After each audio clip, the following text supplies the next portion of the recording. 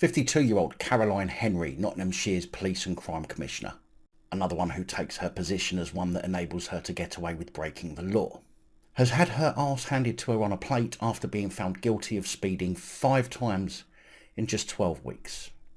Now, we have mentioned this before on the channel, but I can't find the video to link to it.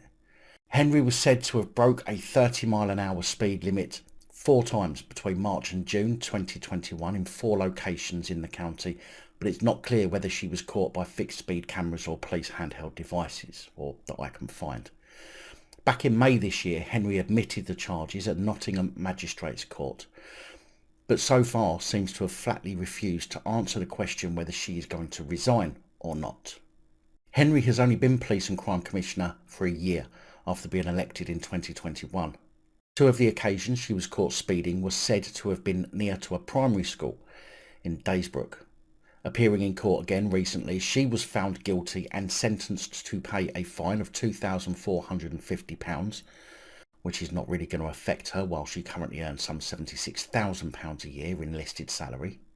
Although when she took the role, she decided to let the deputy PCC role remain vacant in, she said, an attempt to save money, which could be used for frontline policing instead.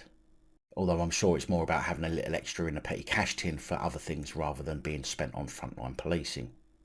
After all, the £61,000 saved isn't going to make much of a difference to policing, is it? But I'm sure it's paid for the petrol used to commit her speeding offences instead. Henry was also banned from driving for 6 months by District Judge Leo Pyle, who said, "A show is that you are driving at consistent speeds above the speed limits. What I haven't been told is why. Whether that was due to work or during your private time, you must allow time to get to your destination safely. Speed limit cameras are sited not at places where they can issue maximum amounts in fines, but for safety reasons."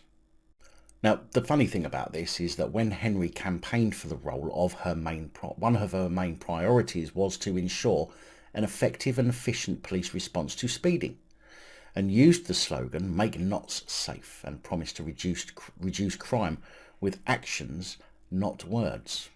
Well, I think you've added to crime with actions, not words. Maybe a rethink of your campaign goals is in order. Now, she did, of course, apply to the judge for her to keep her licence due to exceptional hardship, whilst earning 76 grand a year. Cheeky bitch. But Judge Leo Pyle denied the application, saying that despite it being an inconvenience, her husband could facilitate it, and so could local public transport and taxi firms. In a statement outside the court after being sentenced, Henry said, "I'm truly sorry for speeding. Quite properly, I've been fined and banned from driving for 6 months. I remain committed to serving the people of Nottinghamshire as Police and Crime Commissioner. Quite properly, I have been fined and banned."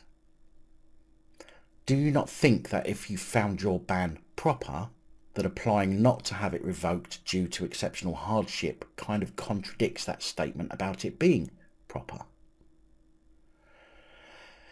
It sounds to me like she's been having far too many lunches, paid for by the money that would have paid for a Deputy Police and Crime Commissioner, with the Chief Constable of Nottinghamshire Police, and some of that police logic has rubbed off a bit.